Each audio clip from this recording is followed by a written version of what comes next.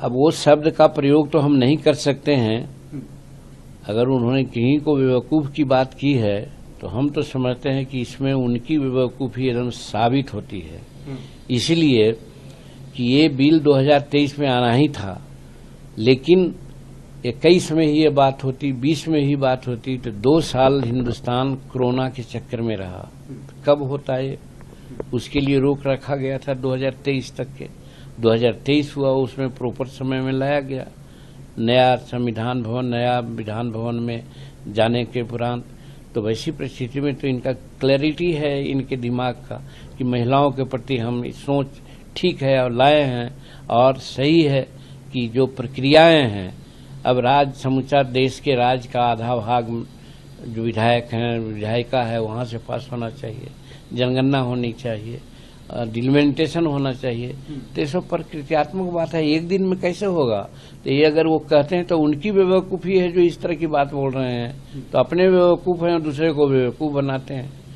तो इसलिए शुरू कर दिया गया है एकदम दृढ़ता के साथ, सबका सहयोग भी मिल रहा है। और आप देखिएगा जनगणना होने के बाद, डिलिमिटेशन होने के बाद निश्चित रूप में जो समय लगेगा और सारे विधानसभाओं का 50% विधानसभाओं में पारित होने के बाद निश्चित रूप में पास होगा। मान लीजिए कि सभी विधानसभाओं में पारित नहीं होता है तो इसमें नरेंद्र मोदी जी का क्या दोष है? तो इसीलिए सबको सामंजस्य बैठाना चाहिए कि विचार हो और सभी विधानसभा का 50% कम से कम विधानसभा पारित करे, डिलिमिटेशन हो, जनगणना हो तो निश्चित। अब वो शब्द का प्रयोग तो हम नहीं कर सकते हैं। अगर उन्होंने कहीं को बेवकूफ़ की बात की है तो हम तो समझते हैं कि इसमें उनकी बेवकूफ़ी एकदम साबित होती है। इसलिए कि ये बिल 2023 में आना ही था, लेकिन 21 में ही ये बात होती, 20 में ही बात होती, तो 2 साल हिंदुस्तान कोरोना के चक्कर में रहा। कब होता है उसके लिए रोक रखा गया था 2023 तक के। 2023 हुआ, उसमें प्रॉपर समय में लाया गया।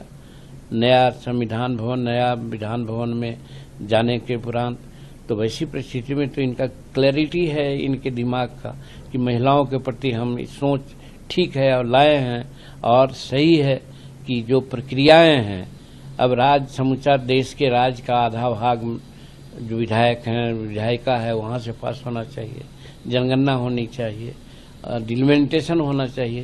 तो ये सब प्रकृत्यात्मक बात है, एक दिन में कैसे होगा? तो ये अगर वो कहते हैं तो उनकी बेवकूफ़ी है जो इस तरह की बात बोल रहे हैं, तो अपने बेवकूफ़ हैं और दूसरे को बेवकूफ़ बनाते हैं। तो इसलिए शुरू कर दिया गया है एकदम दृढ़ता के साथ, सबका सहयोग भी मिल रहा है।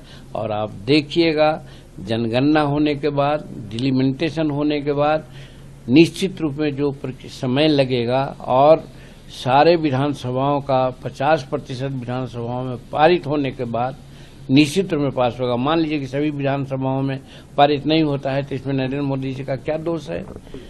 तो इसीलिए सबको सामंजस्य बैठाना चाहिए कि विचार हो और सभी विधानसभा का 50% कम से कम विधानसभा पारित करे, डिलिमिटेशन हो, जनगणना हो तो निश्चित